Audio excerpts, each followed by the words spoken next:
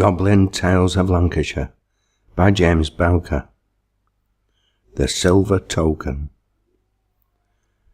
Believe in fairies?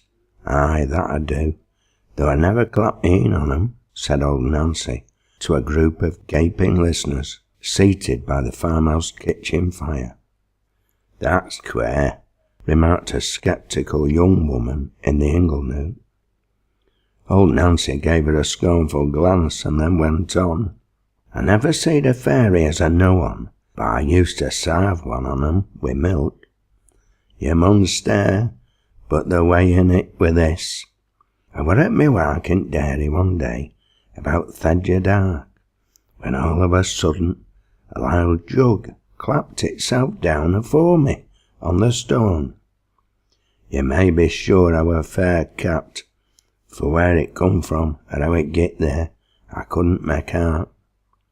I stooped me down to pike hold on it, and it might have been silver. It were that bright and bonny, but it were as light as a feather, and I couldn't tell what it were made on. I were bound to set it on stone again, when I seed it a new sixpenny bit had been put there wi' it, so it struck me as milk were wanted. Accordingly, I felt the jug and set it down again, and welly as soon as I clapped it where I fun it up and whipped out a seat. Well, I thought it mighty queer, but I'd heard me feyther say mony and mony a time as those as get fairy brass gin 'em should tell nobody. So I kept it to mysen, though I'd hard work, you may be sure. Every night the jug and the sixpenny bit clapped themselves on the stone as regular as milking time, and I filled the jug and piped up the brass. At last, however, I thought happen no lumber could come on it if I told no but one.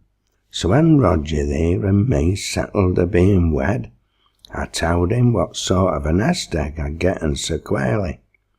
Me feyther were reet, however, for next night neither jug nor sixpenny bit showed themselves, and from that day to this I've seen no more on 'em, and it's o'er 40 years since I piped up the last brass.